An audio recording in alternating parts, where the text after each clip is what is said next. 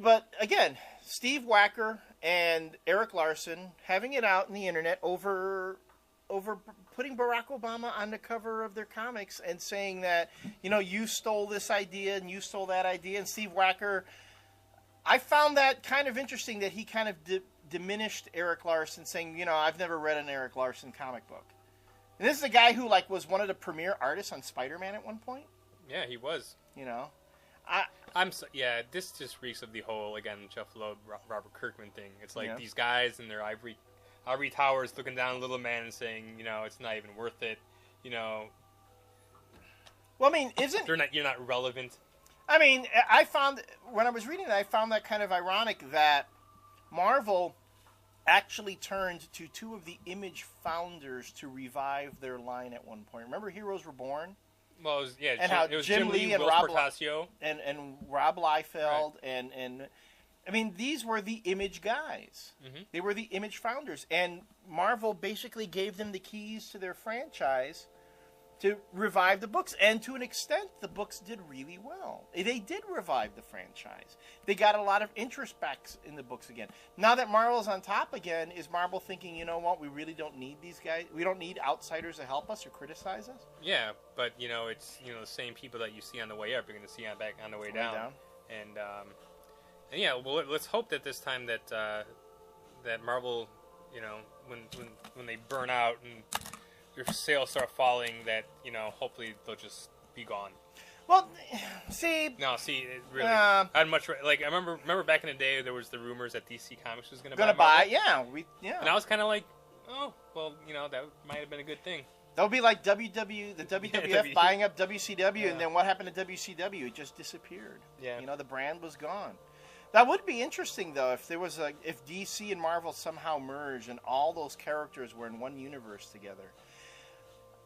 I mean, I would personally like to see Marvel be on its own, because you need competition. Right. You need one company to keep the other company in check, and you just always got to be battle. But lately, it's just been for the last 2 or 3 years now. It's all Marvel. But a lot of it has to do with the amount of glut that they put out, and just the prices going up, and that's why they have market share, and that's why they have it's.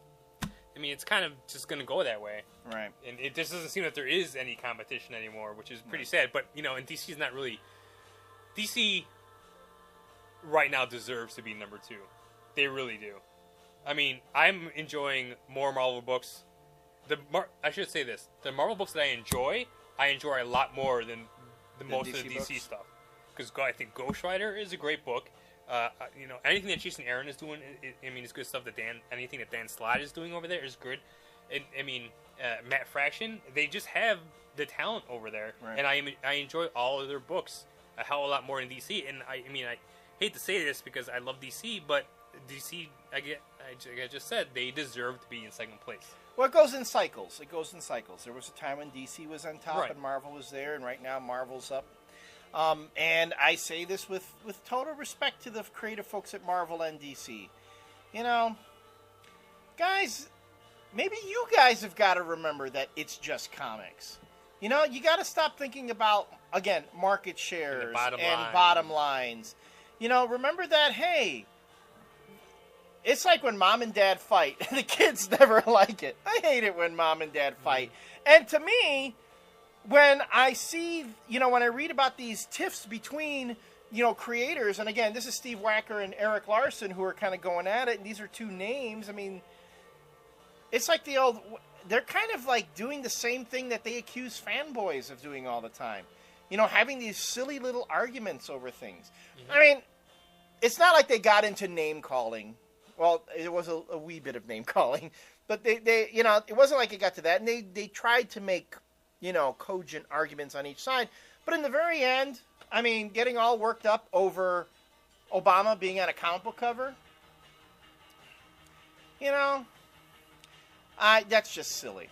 That's just plain silly. So, maybe it's time for folks in comics to, maybe grow up a little bit too.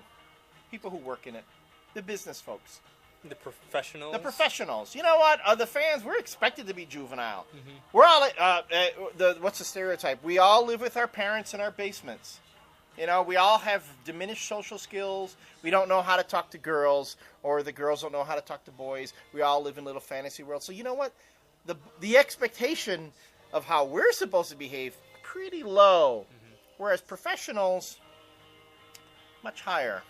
So awesome. That's supposed to be what makes them professionals, but not lately. With the amount of name calling and backstabbing and just like I said, tiffs between creators and different companies. It's just, though it does make for interesting reads on blogs. Oh yeah, it makes a lot of fun read. But I mean, at the end of the day, it's kind of sad that why can't they just get along and make the industry better?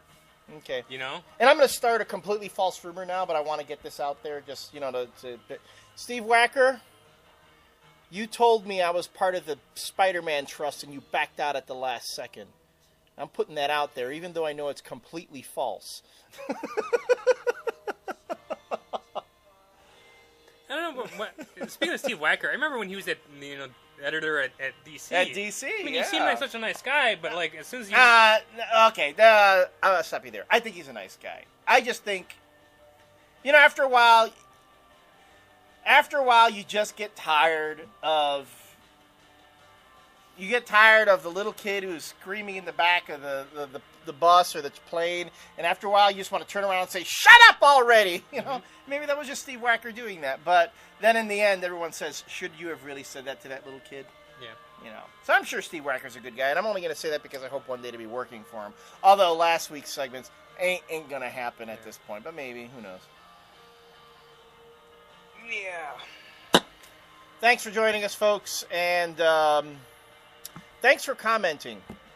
Hope that we can continue the conversation here, and if you, of course, ever need to get in touch with us, just use the comment feature here on the YouTube channel. A lot of people, or a few people, I should say, were commenting how they'd like us to do more reviews. We're gonna try. Nothing really good came out this week. Like Final Crisis was like the only. I mean, it was a very small week, but next week, Mighty Avengers comes out, which is always fun to thrash. Dark Avengers will be out, so I'm sure I'll have some pretty stuff to say about that. I want to review that. So next week there's going to be like at least 3 or 4 reviews of actual books. And because I really don't like reviewing stuff unless I hate it. And I've got an assignment for anybody out there who's willing to try surfing the Bendis boards and get Brian Bendis to actually answer the question. Ask him, why is he been killing so many women on his comics? Why don't you do that? Because tell him you work for, you write a blog. That'd be an awesome topic for the blog for you to write, to actually interview him about that. All right. No, seriously. I think that would actually be pretty cool. All right. Maybe I'll do that. I'll write some questions for you. And if you have questions, too, send them in. All right. Thank you. We'll see you next time, folks.